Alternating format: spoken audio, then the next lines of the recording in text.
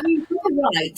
Keir Starmer and the Labour Party should be absolutely zooming ahead in the polls at the moment. The Tories are tearing themselves apart.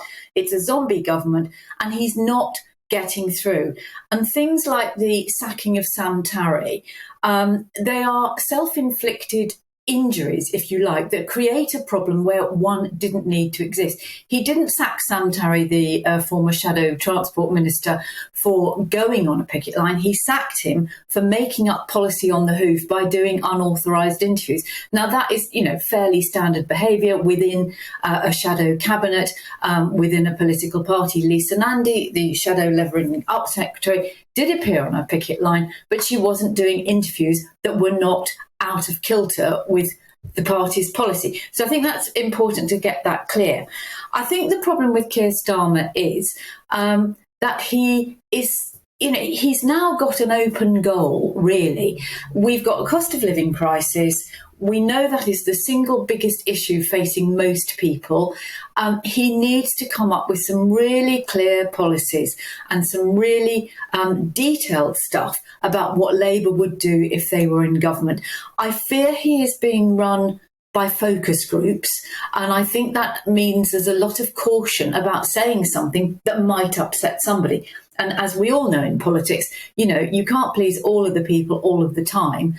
But it's a fool who tries to do that, because you're just going to make people think you're weak and haven't got a policy. Yes, Jo Phillips, thank you very much there.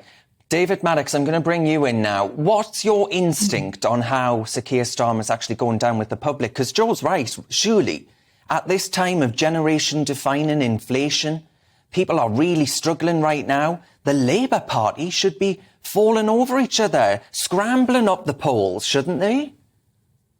Well, I just compare it back to the 1990s, when we had a collapsing Conservative government, riddled with sleaze and all the rest of it. And Labour under Tony Blair had leads of 20 plus points in the polls. I mean, the hard truth of this is that the reason the Conservatives are even still in the contest and have a more than fighting chance of winning the next election is because Keir Starmer is leader of the Labour Party.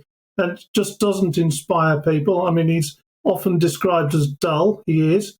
And, I wrote a piece a couple of weeks ago suggesting actually that maybe we've got the wrong leadership election, because it's quite clear that Labour members and Labour MPs are unhappy with Starmer as leader. I mean, the Sam Tarry incident was pretty clear on that. And certainly the amount of support that Sam Tarry had after his sacking was remarkable. Whereas, with Boris Johnson, we've got a kind of revolution on our hands in the Conservative Party of members furious that he's been kicked out by MPs. So, it's a really tough one. And now we found out this week, of course, that Keir Starmer can't even run his own office, let alone a political party or the country. And it's just astonishing, actually.